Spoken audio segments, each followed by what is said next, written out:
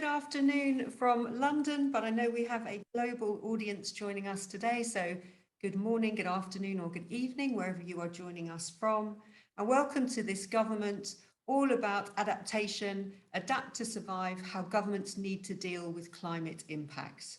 I'm Siobhan Benita, I'm a former UK civil servant, and I'm delighted to be chairing this webinar on behalf of Global Government Forum, which is a publishing house that serves civil servants all around the world.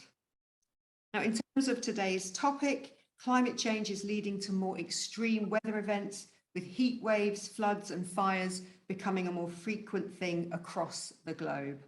This means that at the same time as working to reduce carbon emissions, governments need to develop plans to adapt to the changes that climate change is already bringing. At the forthcoming COP27 conference, the Egyptian presidency is calling for nations to demonstrate the political will that's needed to both enhance resilience and assist the most vulnerable communities with adaptation activities.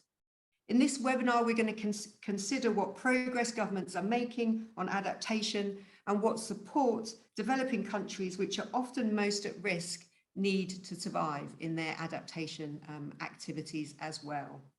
We have a fantastic panel with us here today, and in a moment I'm going to introduce our speakers, but this is also your opportunity in this webinar to put your questions to our brilliant panel today. So you should see on the device that you're using, somewhere on the screen, there will be a Q&A button.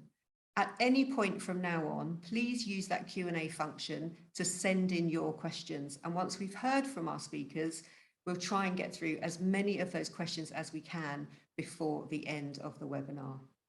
So now to introduce our fantastic panel. First, we will hear from Elena Malinovska, who is head of the Climate Adaptation and Resilience Unit in the Directorate General for Climate Action at the European Commission. Elena has worked for 17 years in the European Commission across environment, energy, mobility and climate policies. In her current role, she leads work on the new strategy for climate adaptation and the Horizon Europe mission on adaptation.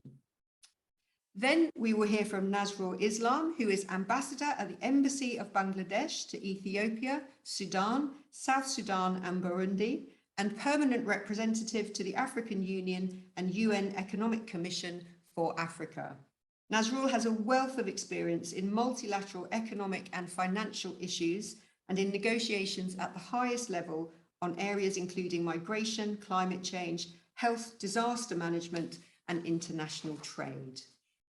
Then we will hear from Cecilia Jenga, who is Director for Intergovernmental Support and Collective Progress at the United Nations Framework on Climate Change, the UNFCCC.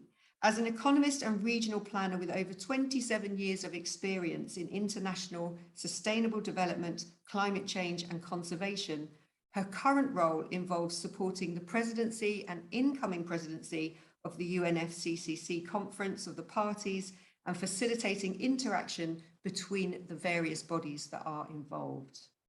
And then last, but by no means least, we'll hear from Liz Parks, who is Deputy Director for Climate Change and Business Services at the Environment Agency here in the UK.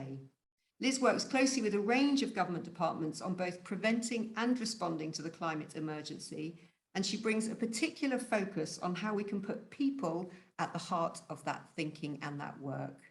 So I'm sure you'll agree with me that we do have a brilliant expert panel with us here today. As I said, take this opportunity to ask any questions that you have by using that Q&A button at any point throughout the webinar.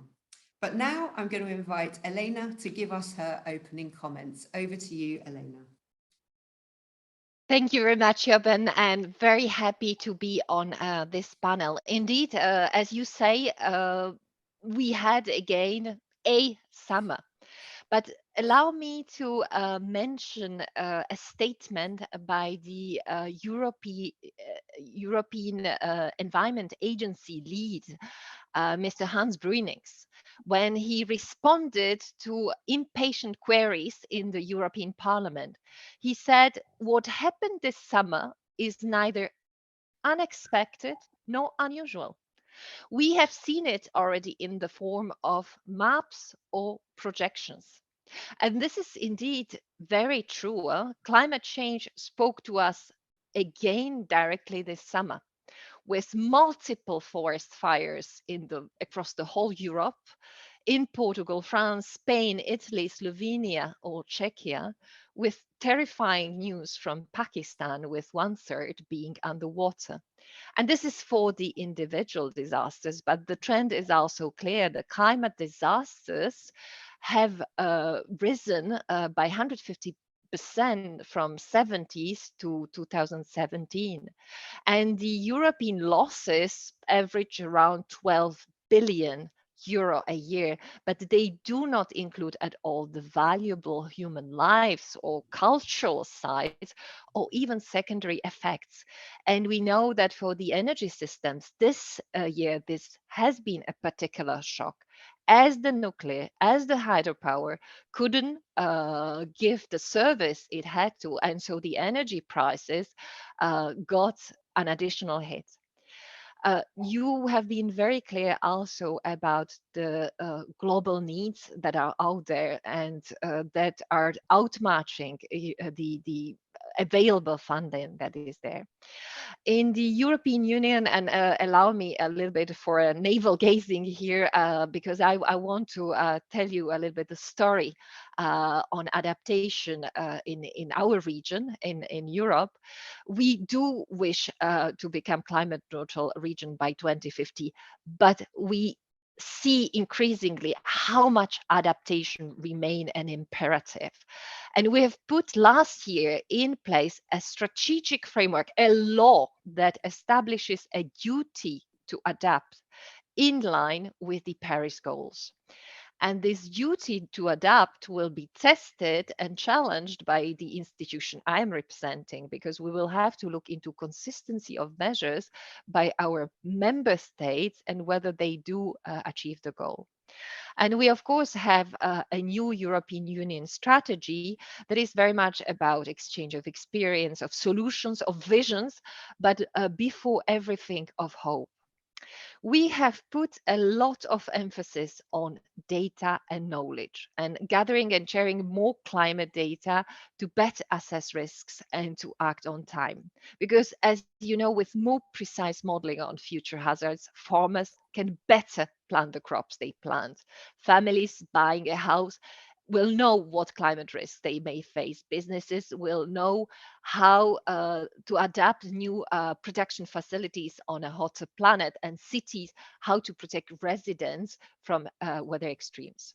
So we now launched a major exercise of developing the first European Union climate risk assessment, and that should lead to climate resilient transport systems, buildings, or cities.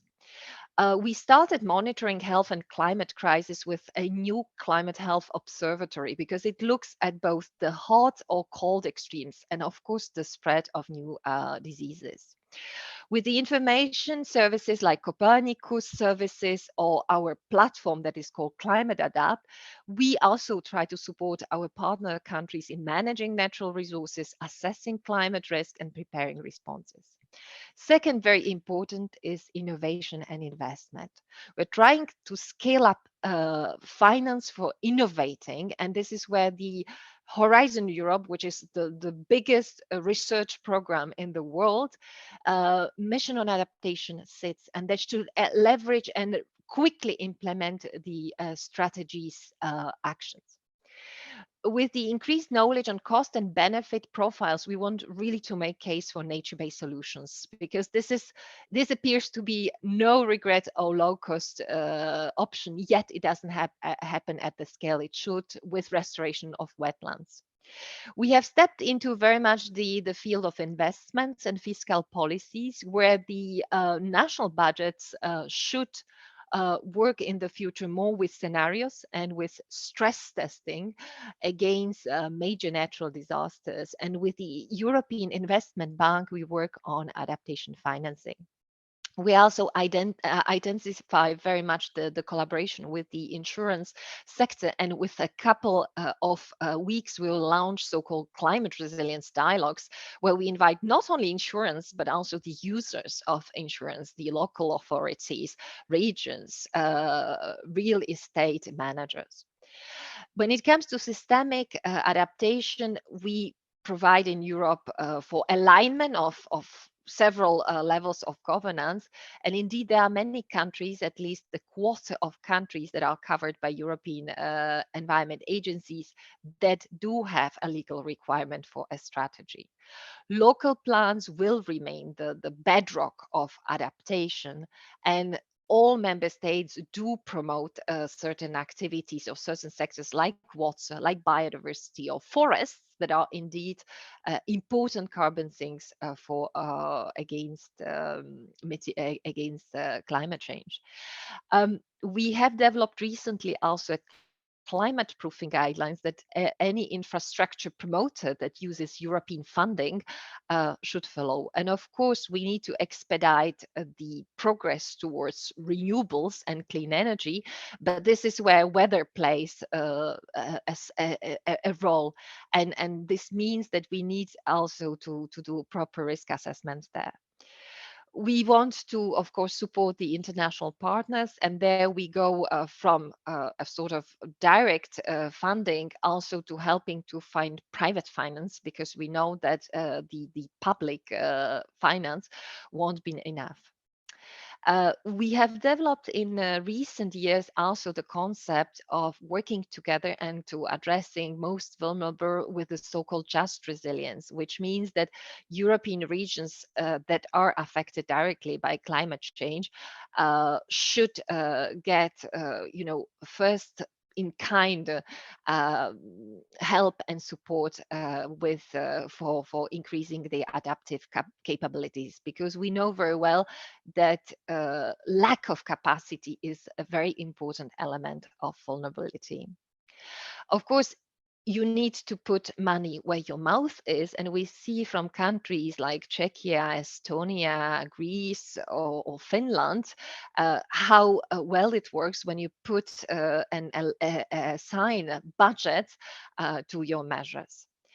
Today, allow me to put into the spotlight maybe the mission adaptation under the Horizon Europe, which has for a vocation to increase resilience in 150 regions of Europe. And the region is not a sort of organizational entity of a member state, it is a very flexible concept.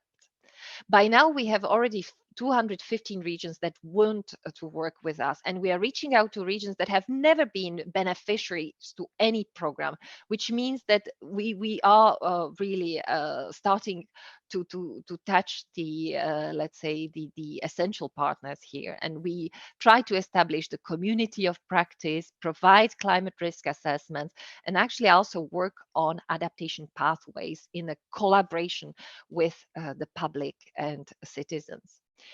One of the objectives is also to lead with transformative adaptation and to provide for a possibility of demonstrators of projects which can link as different regions of Europe as is Puglia, this is in Italy in south, or Turku in Finland in the north. Finally, one more thought about climate adaptation. It is not just about minimizing, averting impacts. It's really a sort of innovative environmental policy, and it does target also societal transformation. As much we see in European cities that are converted to cycling, to local economy, green and common spaces. Thank you very much for your attention. Helena, thank you so much. So much in there to unpick, and really good to set the scene with all of those different issues. So interesting to hear about the kind of duty to adapt to Paris goals. So that's in legislation now for EU member states, that emphasis on using data and knowledge to kind of target and influence your adaptation activities, the importance of innovation, but also investment. So you have to put the money where you need it as well. Something that people in the audience might have thoughts on, budgets need to reflect this though. So those national budgets have to reflect the kind of adaptation requirements, the importance of local plans, of getting all the stakeholders locally involved, and also that need to make sure that we bring in private finance as well. The public sector can't do all of this on their own. And finally, I really like what you say, that adaptation's more than just adapting to the environment, although that's the kind of driving force, but it's about societal change as well. Thank you so much, Elena. Really great to hear all of that. Nazrul, I'm coming to you now. Thank you very much. And good morning, good afternoon, or good evening to our esteemed audience, wherever you are. And I'm extremely happy to join all our distinguished panelists. And let me start by taking the word from Elena, that from Brussels, they said that the thing that you experienced in Europe is not unexpected or unnatural, but for Bangladesh, though it is not unexpected or unnatural, but it is intolerable, it has become. Because let me start with Bangladesh, because Bangladesh can be taken as an ideal example in terms of climate change among the developing countries and LDCs. It is half of the size of UK with 170 million people. So you understand the vulnerability and the situation. I mean, even under normal circumstances, this is not the ideal situation. So, but 3/4 of the population in Bangladesh live in environmentally vulnerable areas. We have floods, cyclones, desertification, drought, riverbank erosion, and on the back of it, we have extreme salinity. Because the highest, most of the point of Bangladesh is hardly higher than 15 feet from the sea level. So this is extremely precarious. So whenever we have some surge in the sea, or we have the permanent sea level rise in the horizon, so it will be an existential threat for Bangladesh. And salinity, since the sea level is rising, the salinity is creeping in and destroying the crops and the habitation and everything. And if you discuss about the ranking of German Watch, reputed organization, which ranks the vulnerable countries, Bangladesh is always among the top 7 countries in the world. And not only Bangladesh, the whole South Asia, especially, World Bank estimated that 700 million of the total population of South Asia, that means the half of the total population of South Asia, are adversely impacted by climate change in one way or another. And this way, South Asia countries, if it continues, even as far back as in 2014, Asian Development Bank calculated that we may lose as much as 9% of our GDP. This is the same. World Bank also calculated that if it continues like this, climate change continues like this, so Bangladesh may lose as much as 9% of its GDP by year 2050. And not only in Bangladesh, now I am in Addis Ababa, Africa. So in Africa, 600 million people live in extremely precarious position, especially affected by drought and lack of rainfall. And it is estimated that by 2040, 4% of total GDP of Africa will be lost. And it is also said that many countries as of now are losing 2.4 or 2.5% of their GDP in Africa. So this is what is the situation now. And we have talked about SDGs achievement, and we have talked about MDGs in the past. All these achievements will be endangered if the climate change is continues unabated. So, and the more danger is that if it is continues like that, we will not only lose our habitation, our crops, and our industrial capacity, financial loss we face. On the back of it, it is estimated that by the turn of the century, we may have 20 million climate refugees in Bangladesh. So it is a huge, thing, and it's frightening figure. So such a small country, and if we have 20 million refugees, where we will accommodate them? So what we are doing? So we have learned to live with the disasters and this climate change adverse impact. So our disaster management and techniques and our disaster management practices have become world famous. We have 55,000 round the clock volunteer. If anything happens, the 55,000 volunteers come out in the street and they warn the possible victims. And we have introduced 6 million solar homes, and we have distributed 4.5 million improved cooking stoves, so that in our own capacity, or in our own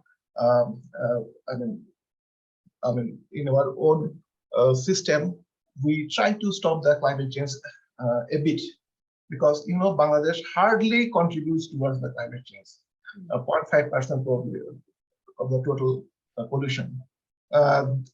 Then we have started building model towns to accommodate the climate refugees. And mainly we are focusing on nature-based solutions, because we know unless it is a nature-based solution, it is not sustainable. And we are involving the local communities. It is not a foreign prescription imposed on them. So we are involving local communities. In Bangladesh, we have also established a trust fund of $500 million.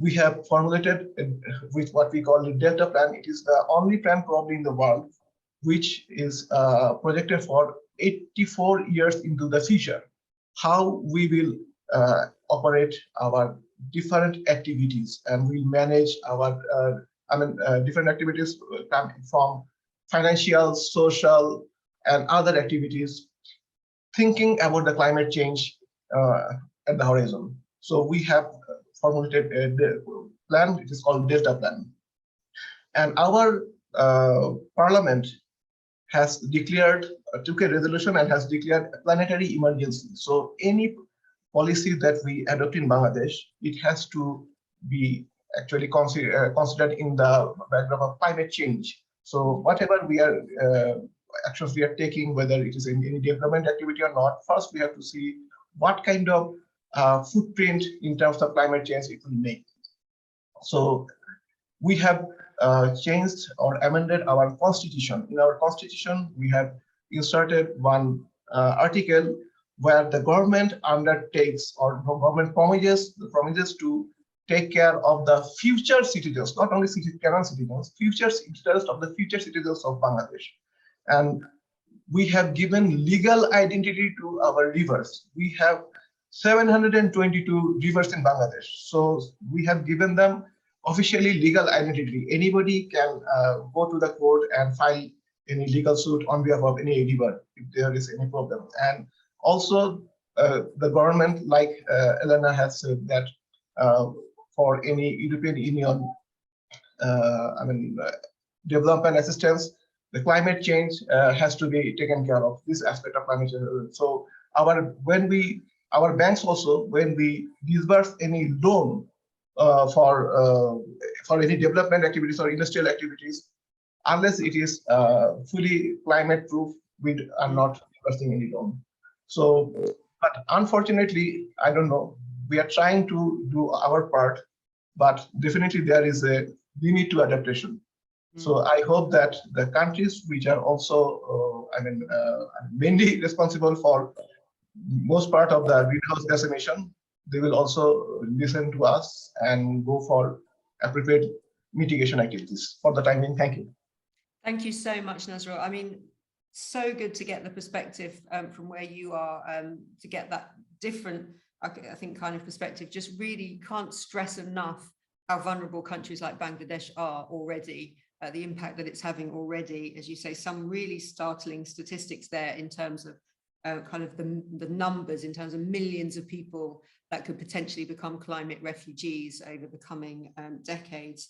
Interesting to hear what you're already doing in Bangladesh for yourselves on adaptation with the resources that you do have. That sense of building into legislation the requirement to consider future citizens and the safety of future citizens really interesting. I think some other countries around the world are taking similar approaches. But as you say, that then has a knock-on effect to see all policies through a climate lens and to make sure that any investment in new infrastructure has kind of sustainability built into it. But also that plea at the end, which I think others will come back to, is you need help from other countries as well who are bigger polluters than yourselves. Thank you very much, Nazrul. Cecilia, I'm coming over to you now.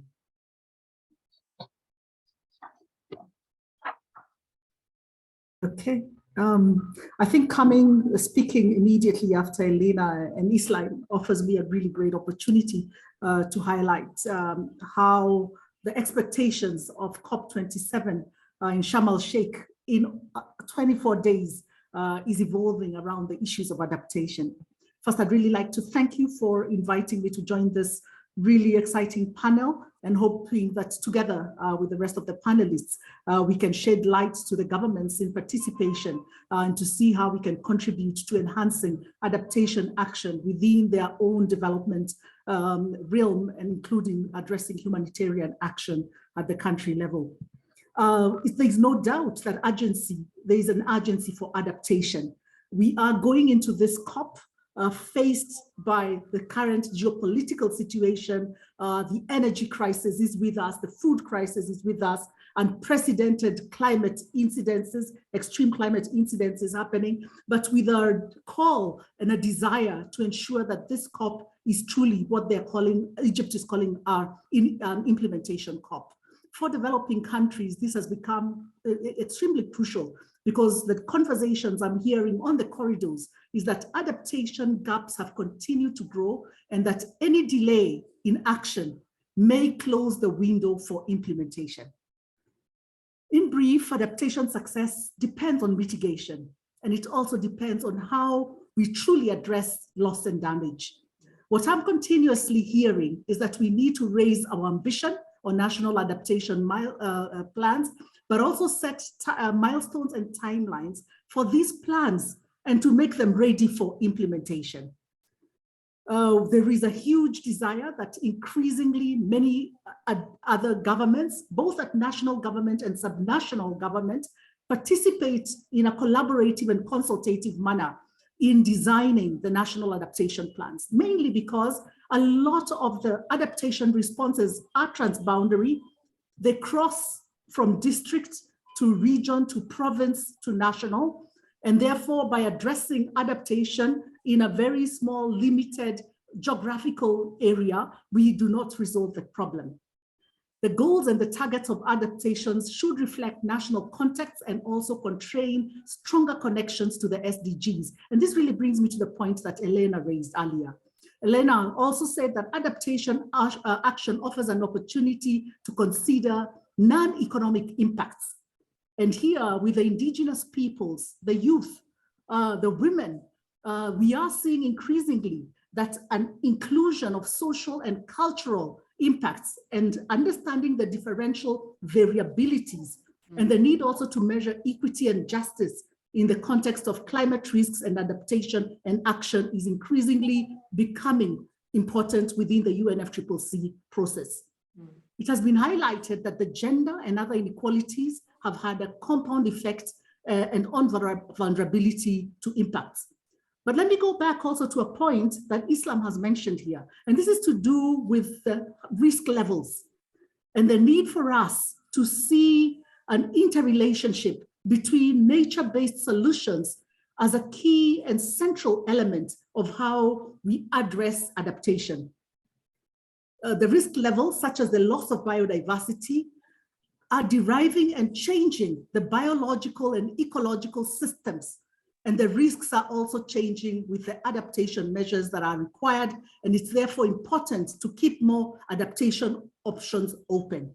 And therefore, although there are some parties that are still yet to buy into the importance of placing biodiversity as central to adaptation responses, I think the conversation is maturing.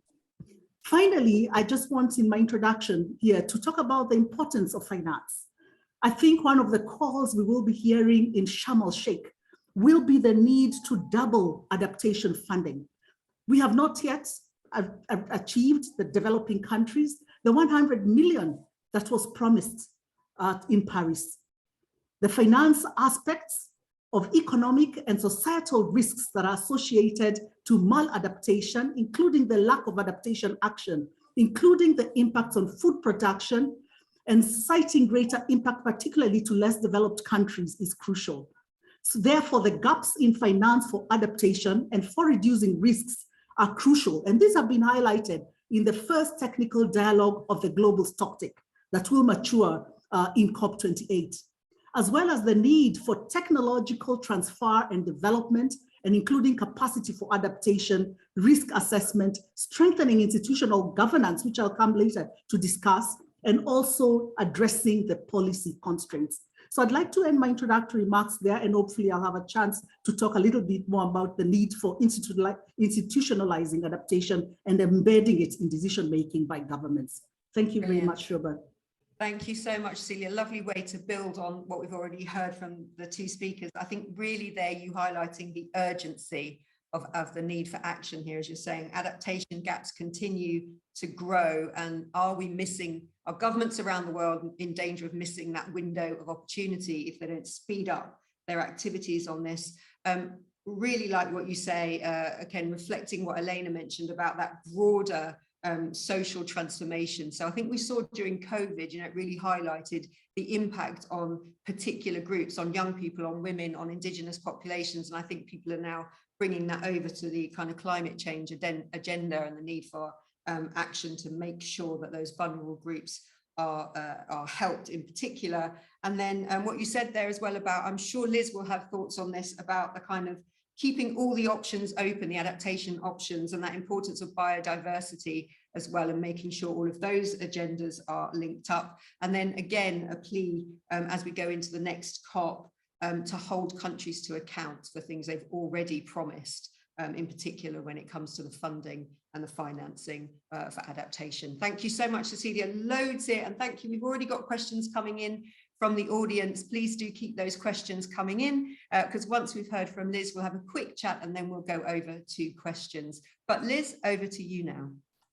Thank you very much, Siobhan, and thank you for this invitation to be here today with such fantastic colleagues, actually. Very humbling to hear those stories. So I work at the Environment Agency in England, so we are the kind of environmental regulator and also the Flood Protection Agency.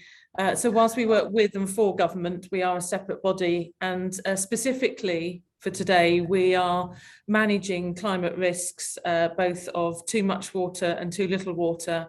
And then we are on the front line of helping to protect communities when sadly flood events happen. So I guess we see firsthand how this actually plays out. And obviously we've experienced our own hot weather, probably quite mild by many countries' comparison, but I think we're not used to it. And this is the secret, isn't it? We actually have to learn how to adapt. So for me, something I heard someone say last week, it's a phrase that struck a chord with me, which is the science is screaming at us. I think we all know this. And I think the science has been screaming at the experts for a long time, but I think what's happened increasingly recently is the way in which it's reported, I think, is making more of an immediate connection, and it needs to, doesn't it, around the pace and scale of climate impacts. And certainly for me, when I saw the 1.5 degrees report, all those years ago now, it was a real wake-up call. This isn't end of century in the way that people talk about it, and it's not remote and distant and far off and uncertain. I'm afraid it is all too certain, as other people have been saying. It's here, it's now. We're already locked in to dangerous climate change with more to come. But sadly, that urgency isn't matched by urgency of action and response. And it really puzzles me, actually, as to why that would be. And I know different countries will have different views on this. I think in some countries of the world, it's right up there. But I know in some countries, and UK, certainly I put in that category, people seem unable to hold the two concepts of needing to prevent climate change alongside the need to be better prepared for it. And it often feels like it's a choice, an either or, and that whilst the need to prepare is urgent, it's never important, and it gets kind of demoted whilst we deal with the kind of next crisis. So whilst the UK, I think in many ways has led the way in thinking about some of the action that we need, and the Climate Change Act was landmark legislation, our preparedness in the UK has actually slipped back in the last 5 years. And that's pretty shocking to me. I've been working in this field for about 15 years. And we are actually slipping back, not just because climate change is happening more quickly than any of us might have feared, but actually because we're not doing the things we need to. And it's really curious as to why. And I know for many people, they don't want to talk about adapting because it feels like a defeatist agenda. They want to talk about preventing it, which feels much more muscular and robust. And I think, you know, I'm so delighted that the whole need to reduce emissions has now got a very clear targets, you know, science-based targets, and just the concept of net zero is something that people have got behind, and very quickly. So it's had a whole kind of makeover, if you like, and people can get behind a simple concept. And I think the adaptation agenda suffers from really being very difficult to explain and understand, and somehow getting locked up in science and uncertainty. So the kind of, we're feeling the absence, I think, of something tangible, something measurable, and something that we can engage with people on. And it does feel remote, and it does often feel like a competing agenda. So I think, you know, in terms of how we need to frame this, we do need to convey the urgency, the here and now. And sadly, that's not about being overly alarmist. I think it's being honest about what we're facing. There is a need for honesty. And until we confront that, I don't think we can quite get our heads around the action that we need to take, not just to prevent, but to prepare now. I think there is something about really confronting the scale, the fact that this needs to be tackled cross-sector and cross-geography. And I do think we need to be able to put some figures against it and monetarize it, because unless we can show the economic case for preparing as well as for preventing climate change, the case isn't then well made for why, you know, this kind of competition for funds, this should win out. And I do feel very passionately that every decision we make that doesn't have resilience embedded in it is going to be an unresilient decision. And it's easy to say and it's more difficult to do, but we do need to be able to monetize this. We need to be tangible and specific. We need to make the economic case. And I think, as everyone's been saying, we need to focus on the, not just the risks, but the opportunities and the benefits about how this will be good for growth, how it will be good for people, how it will be good for the economy, how it will be good for nature, and that we have to have people and a fair transition at the heart of what we do and what we say. And so I think some of the more interesting narratives now frame this not just around what we stand to lose, but what we stand to gain. And I think this is some of the transition and transformation we've seen through the last few years. If we need to find a different way, and it needs to be a whole society different way of living. And one of the things that's also struck us is that if you search for images and stories and narratives, so often people are missing from that. I think Nazrul, you and your colleagues have done such a great job in Bangladesh actually to bring this personal story to life. And I've heard your colleagues say this is fundamentally about people. Yes, I know it's about the science and it's about the finance, but fundamentally the impacts are about people. So I think we need to do that. We need to bring this to life, this agenda. And many of the visuals and the narratives that if you search online that you see, they feel to me they focus on the problem, not on the solution. And we've been exploring, you know, can we paint a picture of what a well-adapted place looks like? What would it feel like to live and work in a well-adapted place? Because I think unless we can describe that, we can't take people on the journey to show them what the benefits are and to show how we need to tackle health crisis, energy crisis, financial crisis, nature crisis, by looking at all of this in the round. And we need a whole of society shift in the way we're living. So for me, my hope is that we can shift the dial on this. And for me, it's not just about survival, although I do appreciate for many communities, it will just feel and be about survival. But for society as a whole, this needs to be about being able to thrive through a changing climate and seize the opportunity that presents to just live in a very different way. Thank you. Thanks so much, Liz. I mean, what you say there, you know, science is screaming at us. This is certain, it's here and it's now, really underpinning what our other kind of speakers have already said, but very interested in the way that you're talking there about the UK having fallen behind in its preparedness. And certainly it resonates with me what you say about the narrative about meeting net zero has gained so much profile. I think that the adaptation side of things definitely gets lost in that mix. And I just wanted to pick up, Mike Roberts had sent in the first question. He started the first question with, adaptation is but one of the 4 aspects that COP27 needs to consider. Just to say that we particularly picked out adaptation for this conversation exactly because I think there is a sense that the adaptation side of things is getting overlooked in some of those wider conversations. So just to go back to Mike on that. But I want to come back, before we go to all the questions that are coming in from the audience, I wanted myself to pick up. So thank you, Liz, for your remarks there. And you mentioned there having to rephrase the adaptation kind of narrative, making it more about people, about those stories in the way Nazrul had told them, about how we can create a better society by doing some of this. But you mentioned that we have to do that because of competing funds for a lot of this work. And my question to all of you is, public sector budgets are getting tighter and tighter. You know, we are in this kind of series of crises. We've come out of the pandemic, we've got the energy crisis, cost of living crisis. Do you think it's going to be a case where adaptation is going to get neglected yet again, or maybe even worse than it's been neglected up until now, because governments are having to brutally prioritize their public spending decisions? Elena, I'm going to come back to you for your thoughts on this. Of course, this is always possible. But also in Europe, mind you, that you have a diversity of approaches. And to my big satisfaction, what I see is that there is a tendency to build capacities, to improve the understanding of public administration, what is happening, to work more on risk management. And sometimes you don't need much money, you need the right person in charge. We have seen it in some in front lines of certain cities, be it with the local representatives. In Athens, you have, for instance, the heat chief officer.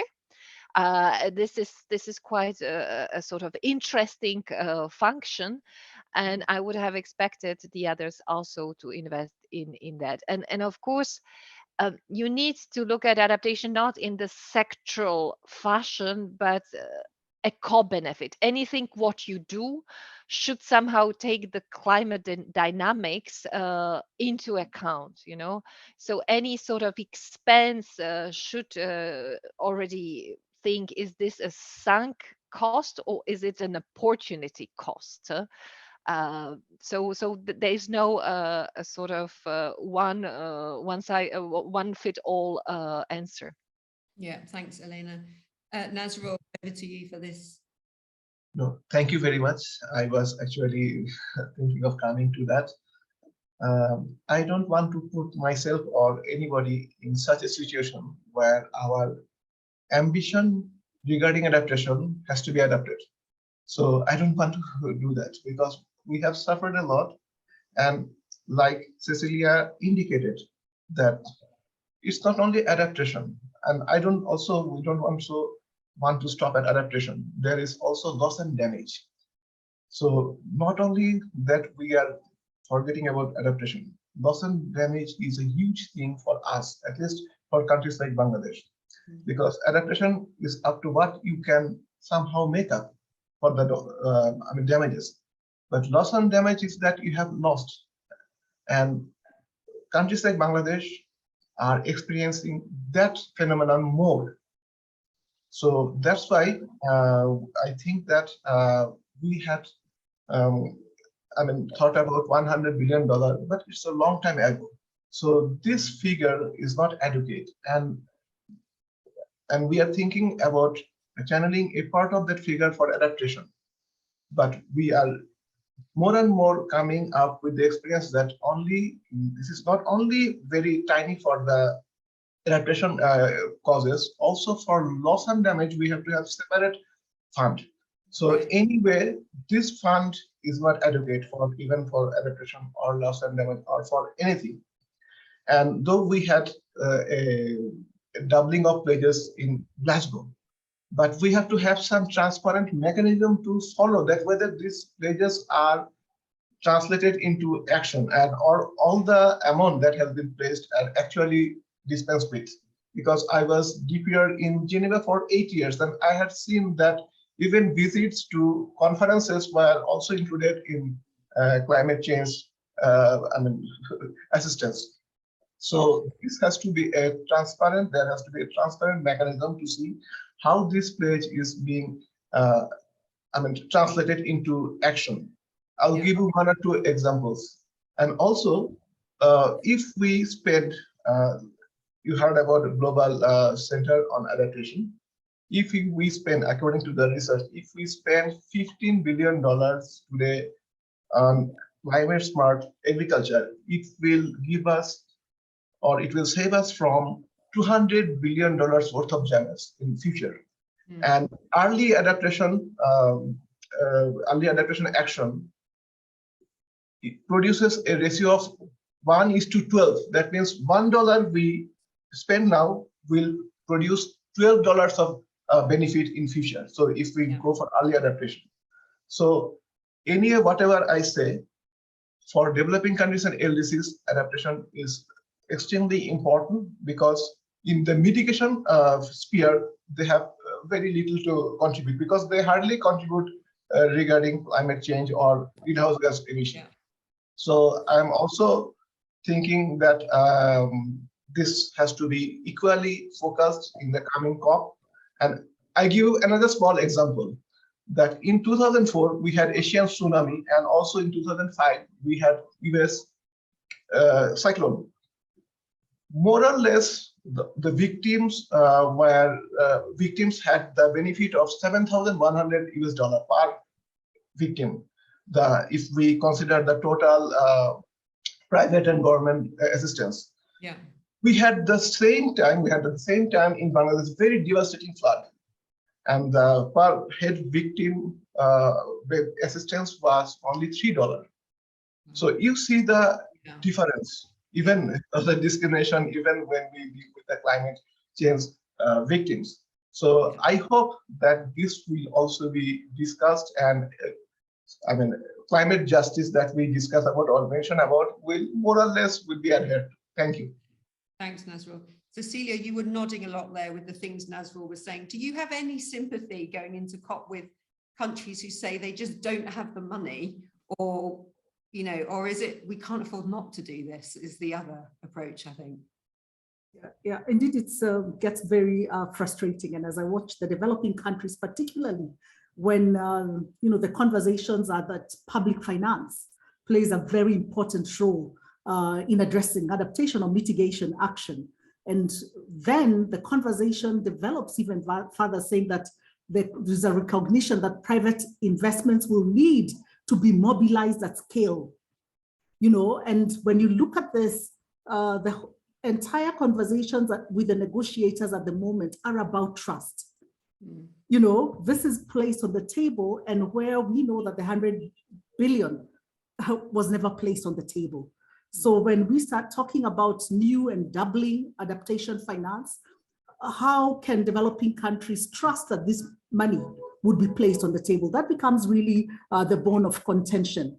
We are also looking at countries, when you start talking about mobilizing at scale private sector financing, we are talking about LDC seeds that are already highly indebted. They cannot raise government guarantees in order to mobilize and unlock concessional loans, et cetera, So, and then when they are international funds, such as the Global Climate Fund, the GEF, et cetera. Again, the whole issue for developing countries is the access, the predictability, as well as the adequacy even of the funds that are provided. Yes, you can get funds from GEF to do one bridge downstream, but what happens further downstream when the banks of the River Congo burst? So these are really the crux of the matter. And therefore, as we go to COP27, the more I'm hearing is, how can we have a sense of trust that when we discuss finance, that the new quantified goal for climate will really come with milestones, yardsticks, measurements that can really bring real transformation. What Elena was saying, we need transformational adaptation, but we can only do this with predictability, with access, with adequacy, and with a just transition that enables that communities and vulnerable communities benefit from the resources, both domestic as well as international finance. Thanks. Thanks, Cecilia. Liz, on this issue of finance, I mean, there's lots of talk in the UK at the moment about public spending and maybe the need to rein back public spending in light of other things going on. Is that a real risk that adaptation is going to get neglected even further? Thanks. I mean, I think in terms of capacity to lead the agenda, that feels like a risk. But actually, if we come back to where the money will be spent, I think for me, there's 2 points. Firstly, we will end up spending the money dealing with climate impacts. The question is, it's a choice between whether you spend it in a planned way up front, making communities resilient, or whether we just spend it responding after the event, which is always suboptimal. We know that, don't we? So that would be my first point. We will end up spending, but we could do it in a more considered way. And the second point is if all the investment that was being made and is planned around services, around infrastructure, in the race to net zero, if all of that was resilient investment, that doesn't necessarily cost more to make sure that what you're doing is going to be sustainable in the longer term. And frankly, if we don't do that, that is money down the drain. So, you know, to get to where we need to get to around preventing climate change, both reducing emissions, but also locking up emissions, those have got to be resilient decisions. Otherwise, we're just not going to get there. Thanks, Liz. I've got a question here that's related to, I think, more to Europe. So I'm going to ask that to Elena and Liz. And then I've got a different question I'm going to ask Nazrul and Cecilia. So for Elena and Liz, Benita Johnson has asked, how do you incorporate relocation and the preservation of low-income affordable housing development into sustainable development? Thank you for taking my question. I think this is relating to, you know, if you want to build sustainably, is it going to cost more to do that? So can we build the kind of sustainable homes that we need going forward across Europe? Elena, I'm going to come to you on this one. Thank you very much. Well, first of all, very interesting question. When it comes to relocation, I don't think the debate is still, you know, signaled enough to the policymakers. Although you see, for instance, I've heard in the Netherlands, they want to build 1 million of social houses, and they do realize that at the location that was planned, the resources, water resources are limited. We have cases in France where because the aquifers have been completely emptied, you see buildings just you know, crumbling as Lego cubes. So there is an increased understanding that this is not just about heat and water retention, this is also about the existence of the building stone. And we can go on and on with many anecdotal examples, but that point to the same. And I think this increasingly starts to be a challenge for the local authorities. In Europe, you know, local planning and spatial planning is really the matter of the local level, of national level. This is not where the European level would meddle into that. There are aspects of it that you could influence, but definitely that remains with member states. Where we do enter is, for instance, the regulations on energy performance of buildings, that is, by the way, now negotiated between different policymakers here in Brussels, and where we have added few elements on adaptation to make exactly sure that when an investment is done, it is done already with a certain co-benefit or additional benefit in mind, instead of having another process for it, and really in mind of, let's protect the precious assets we invest into for the sake of mitigation, as Liz clearly mentioned. Thanks, Elena. Liz, your thoughts on sustainable development, you know, building homes and relocation if necessary? Thank you. I mean, just come back to the point I made before. I think if we design this in, it shouldn't need to cost more to build. It's when you have to retrofit and go back again and again that it becomes more costly. And I think if we get this right as well, homes should be cheaper to run. I mean, this is what needs to be factored in, doesn't it? It's not just the cost of renting or buying, it's the cost of actually living that life and it being energy efficient, it being water efficient, and the consumer really understanding what the whole life cost is for them. But at the heart of all of this, we've just got to work more with nature, haven't we? We're clear that we can't protect every community from flood risk and coastal erosion. So it is often going to come down to what is the sensible thing to do in that place, and there will be better or worse places to put new technology, to put new homes, not in water stressed areas. And I just think we need to be working much more with a grain of understanding the environment, because if we don't, we're just going to be at its mercy, aren't we? And if we get this right, it can be a win-win for the environment as well as for the householder. Thanks, Liz. Before I put the next question to Cecilia and Nazrul, I'm just going to ask Priscilla, who has sent in a question, if they wouldn't mind. I don't quite understand the question, so maybe if you could just give a bit more detail if you want me to ask that question as well, just maybe send me that question rephrased slightly so I can put it to all the panelists. But I want to speak to Nazrul and Cecilia now. I want to come back to the second part of Mike Roberts' question. So he was the one that mentioned adaptation is just one part of what's going to be discussed at COP, but he's also talked about the need to move quicker. So he's saying a lot of the goals are for 2050, but actually we know now we probably need to be moving faster than that. So my question, I think, to Nazrul and Cecilia, I want to broaden that question a bit, is, are countries doing enough? Are they doing it quickly enough? But crucially, what levers are available to the international community to hold governments to account? So there's this frustration that countries aren't meeting their targets. They're not doing what they promised. What levers does the international community have if that is the case? Cecilia, I'm going to come to you first. The Paris Agreement offers quite a broad framework, and this really allows us to borrow from the breadth of what they call the means of implementation to ensure that not only NDCs, but also national adaptation plans are leveraged from these instruments. And of course, first is finance. We've talked about finance, public finance, the need to mobilize private finance, but also galvanize that to make sure that it's accessible, etc. And these are really instruments that the government can both domestically and internationally access. But I'd like to talk about the other two elements that we haven't really touched on. And one is technology transfer.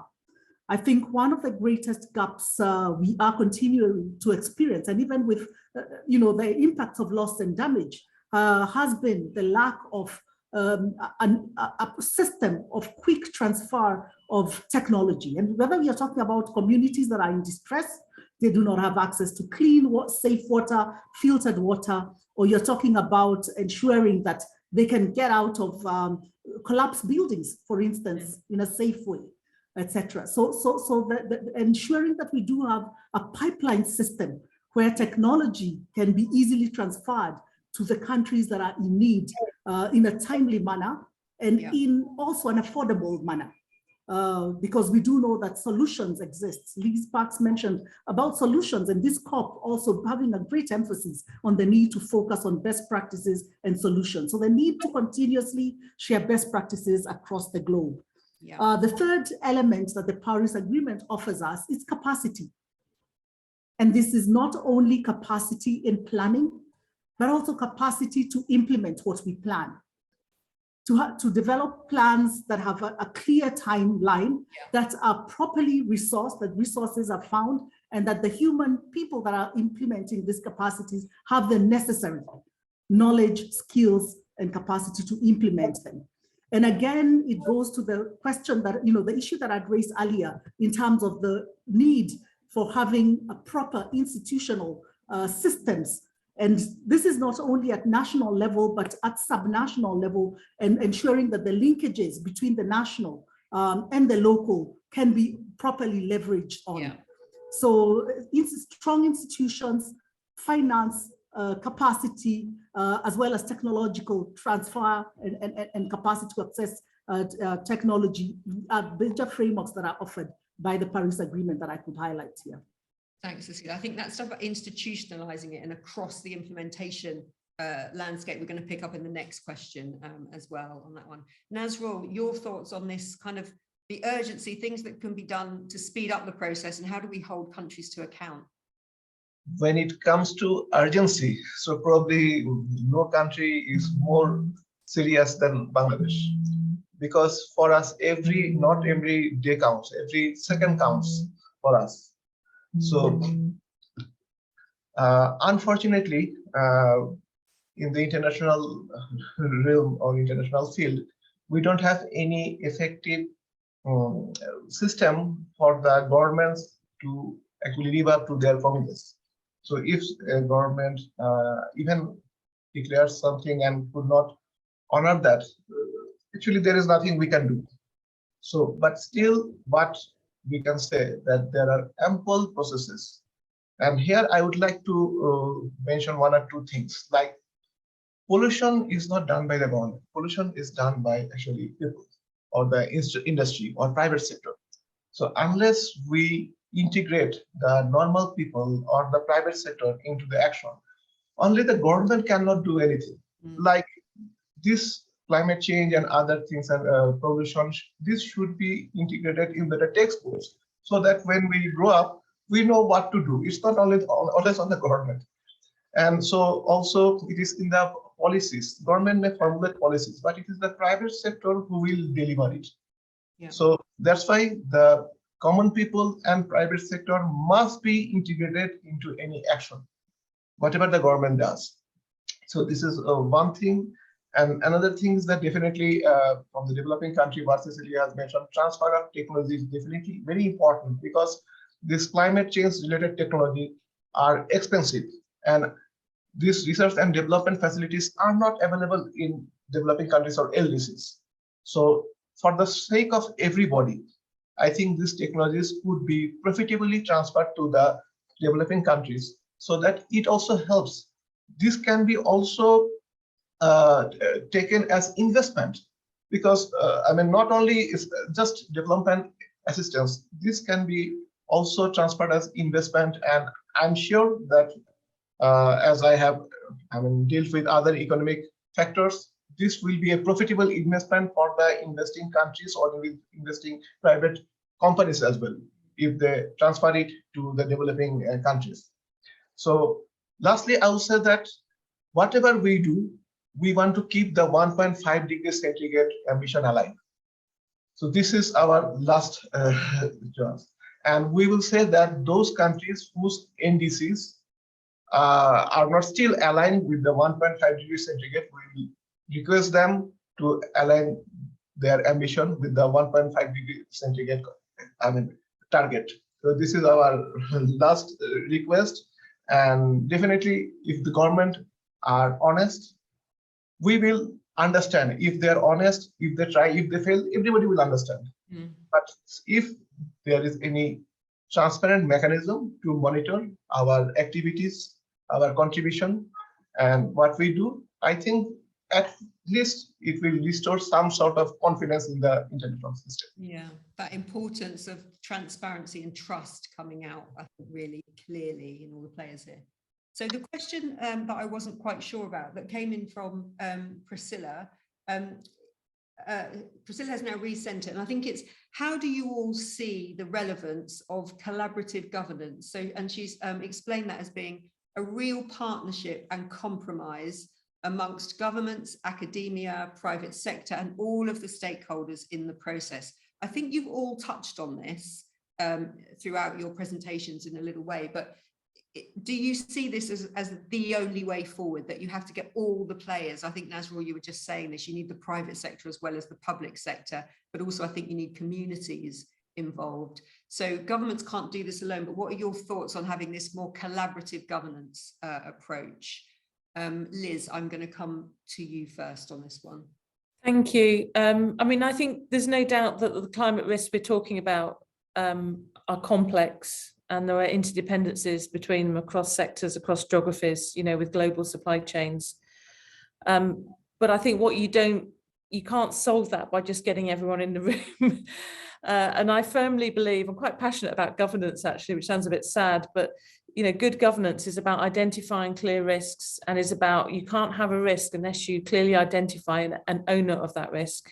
And it is a big question as to who owns those risks, and is it public, is it private, is it national, is it local? But actually identifying the person who needs to take responsibility for the action, and then understanding there will be a range of parties that need to take action to mitigate that risk, but you have one single risk owner. I think that's the only way to kind of work your way through these issues. We can't just do it through a collective talking shop, but actually fundamentally understanding who's going to bear the cost, who has the responsibility, if indeed there is clear legal responsibilities. And I think that often is unclear. And I think this is where Eleanor is talking about a duty to adapt, I think is a very interesting way to go. But pinning down specific ownership is essential, and then collaboration to develop solutions. Thanks, Liz. Well, Elena, what your thoughts on this? As you say, you do have a duty built in, but the extent of bringing in all the stakeholders in a kind of governance arrangement.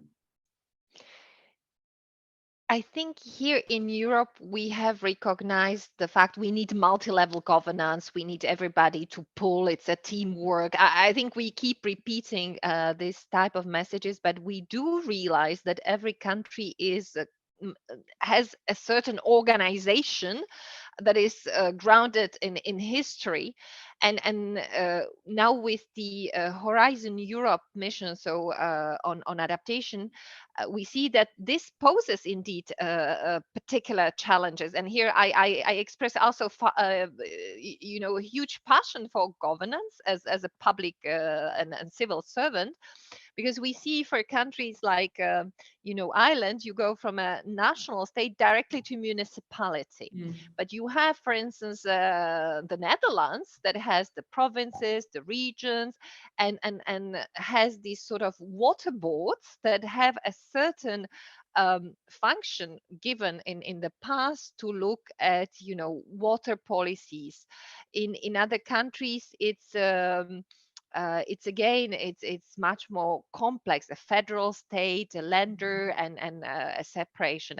And my question is, and this is quite a provocative one, is whether indeed the need to pull a major historical effort, which will be a sort of climate action at a scale to survive, to use your title, whether this would not mean reorganization of societies, indeed, in a different fashion, to be able to respond to such a huge challenge. And I leave it really unanswered as a sort of reflection for later. Yeah, thanks. I mean, fundamental challenge might require, as you say, fundamental changes in our governance structures.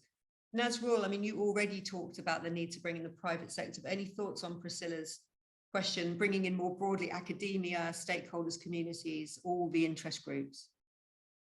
No, definitely. I mean, climate change is not caused by one individual or one particular group. So definitely it is caused by everybody.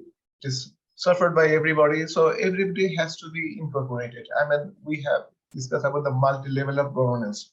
Definitely, multi-level of governance, advantages and disadvantages are there. But I think that if the government is really earnest enough and honest enough, so they can pull all the factors in, all the stakeholders in. And regarding climate change, I don't think any sector will be actually not interested to come in and contribute, because it concerns our children, our posterity. So everybody knows that. So I think if the government is earnest enough or honest enough to seek everybody's help, and they have good policy to incorporate at every level, whether it is federal or if it is the interior government, I think all the stakeholders will be happily participating in any effort of the government. So I'll give you a small example. Our Honorable Prime Minister is actually building shelters for the homeless, especially the climate refugees and other things, and she calls it Ashram Prokolpo. Then what she said that all the bureaucrats, they should build at least a small home for at least one homeless family. And all the senior bureaucrats, we are building one home for one homeless family. And we are probably doing it happily, participating in her call. So I think if the government is innovative and honest, sectors, all the sectors, 11 sector concerned sectors will happily participate in any effort of the government. Thank you. Thanks, Nazrul. Cecilia, your thoughts on kind of collaborative, I guess, inclusive governance? I think there are several aspects. First of all, I think it's the complexity of the barriers that exist, particularly for developing countries, for institutionalizing adaptation and for truly embedding it into decision making. And I think, first is the limited data availability. So even where governments want to address adaptation as adaptation, it becomes very complex in terms of how you unpack it and place it in Ministry of Health or Department of Food Security or Department of Energy or of Public Works. So it's a complexity because then, data availability is scarce. There's also a limited distribution or unequal distribution of early warning systems.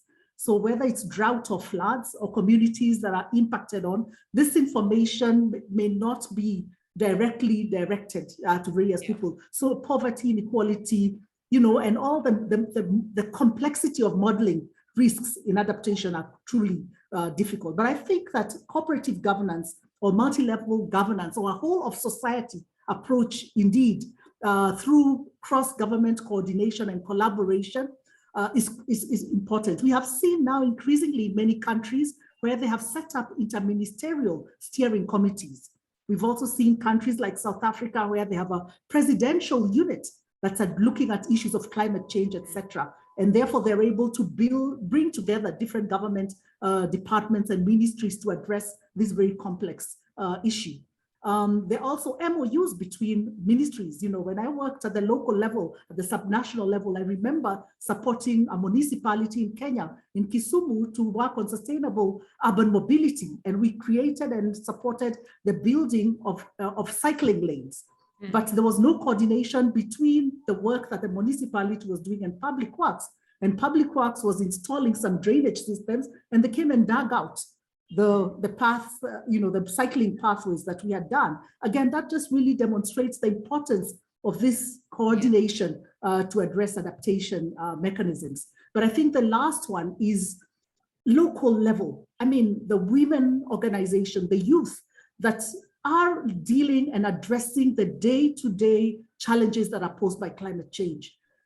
Fending for their families, fending for their children, addressing the local vulnerabilities on a day-to-day basis, and their voices continuously not being part of decision-making. They are not participating in the formulation of national adaptation plans, neither in their implementation. They are not empowered to participate, mainly because our government structures are not geared towards what we're calling cooperative governance.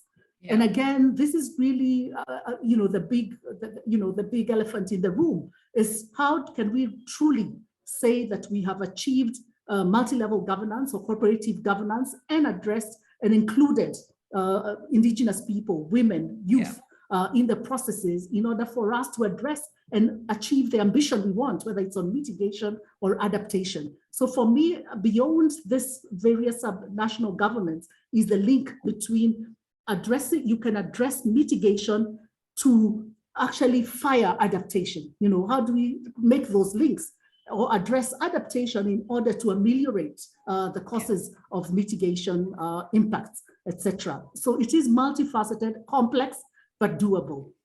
Thanks, right. That complex note, I think, unfortunately, is going to have to be the one we end on. I can't believe how quickly the time has gone, but I think that really crucial message there at the end that, some of the people who are most vulnerable, who are going to be most disproportionately affected by climate change are the ones that need to have their voices heard, and maybe that's not happening at the moment. So really, really important.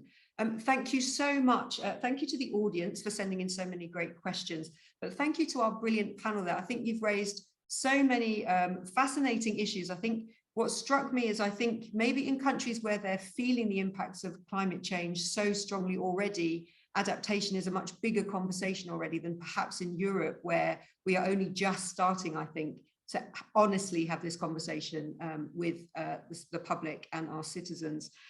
I hope that you enjoyed the conversation. If you're in the audience, we will be sending you a questionnaire. Please do take a couple of minutes to fill that in, because it means you get the webinars that are most useful to you going forward. So I'd be hugely grateful if you could do that. We have a whole series of kind of climate change related webinars coming up. So there's some information on the screen now, but if you go on our website, you'll see more of the upcoming webinars. So please do take a look at those and register if you are interested. But thank you so much to Elena, to Nazrul, to Cecilia, and to Liz for giving us so much of your time and your expertise. We will be sending a link with the video from this conversation to everybody who registered, so you can watch it all again or share it with your colleagues. And we will also be writing an article with all the key points that came out of the discussion, and that will be shared with people in a couple of weeks' time as well. But for now, a big thanks from me to the panel, a big thanks to the audience, and I hope we see you on one of our webinars again very shortly. Thanks to everybody, and see you again soon. Thanks. Thank you very much. Thank you.